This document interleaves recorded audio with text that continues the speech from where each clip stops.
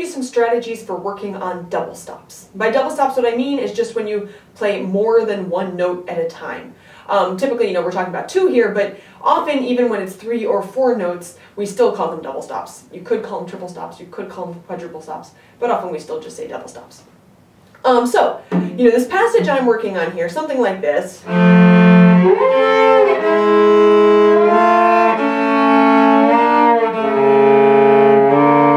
Okay, it's from Pauper Etude number 34. Okay, and I haven't really been practicing this, so if it's not perfect, you'll have to excuse me. But the way I would break this down in my practice, probably my first step would be just to play the top note, this whole series of top notes by themselves, and the bottom notes by themselves. So essentially, I'm making that into just a melody on its own, or the bottom one's a melody on its own, like this.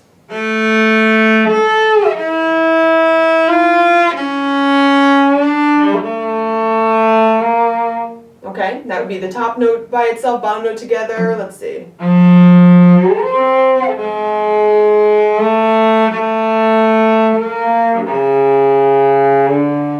And I should definitely mention that when you do this, it's very, very, very important, that you actually do the real fingering. Okay, if you do a completely different fingering, well, okay, you can do that the first time if you're just trying to figure out how it's supposed to sound. But beyond that, do the right fingering, because what I'm working on here is, how far does my hand have to shift? Right? How big a shift is that? That's what I'm trying to learn. I'm trying to get that in my muscle memory before I worry about playing another note with it. Okay? So do the real fingering.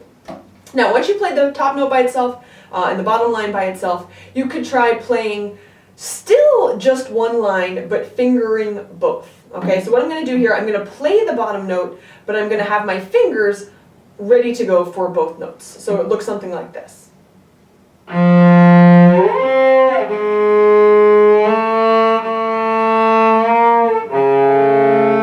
Oops. Forgot to change strings with my bow there. All right, so I'm practicing the fingers for both notes, but I'm only still listening to the intonation on one or the other. And this might be, my fingers might not be in exactly the right place, but then I try the opposite version. I do just the top note by itself.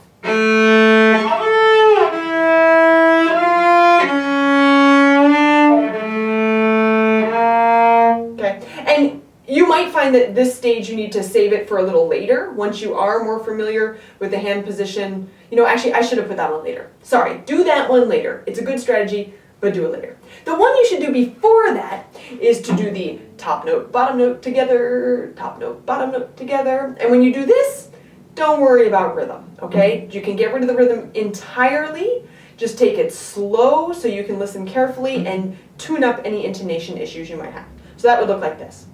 Top note, I start on the bottom. Bottom note, top note together. Bottom note, top note together.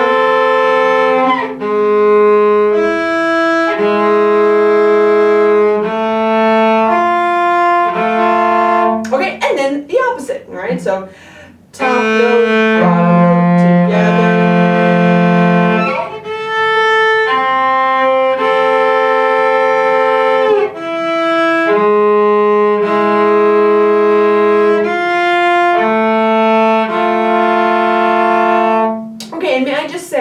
That if you are doing this quickly, you are probably not doing it carefully enough, all right?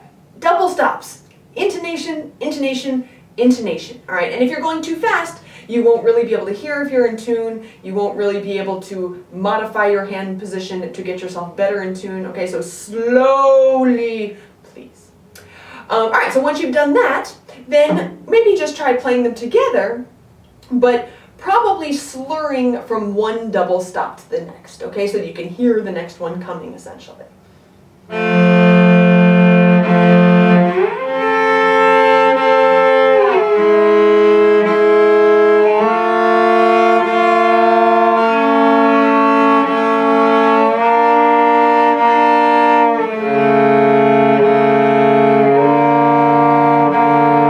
Okay, so again, rhythm is not even a component when you're doing this. Whatever the printed rhythm is, for now, forget about it, okay? And just slur them together and take it slowly. Now, chances are really good, unless you are someone who already has tons of experience with double stops, that the transitions from one double stop to another will be problematic. All right, so what this means is that you need to isolate those, especially, for example, when there's a shift. Those are likely to be the trickiest of all. So maybe that first shift, I would just go back and forth between the two double stops over and over again, something like this.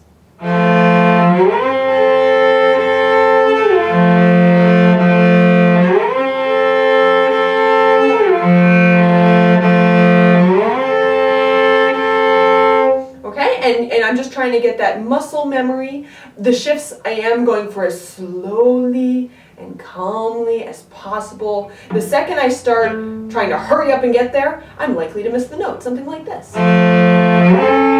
See, I'm out of tune, big surprise. All right, so slow and steady wins the race on any shift, but especially a shift where you've got double stops as an additional challenge.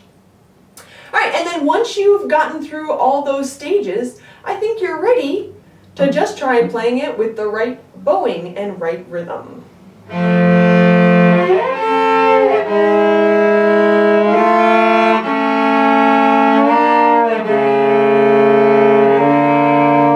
Okay. Now, if you find that the bowing is hard by itself, just keeping it on 2 strings at a time, well, you could practice the bowing all by itself, which is going to be extraordinarily boring, right, on open strings, but...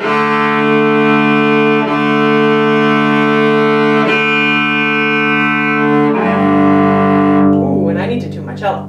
But anyway, I hope that's helpful. Good luck with your double stops. Lots of careful intonation practice, and keep it slow. Thanks.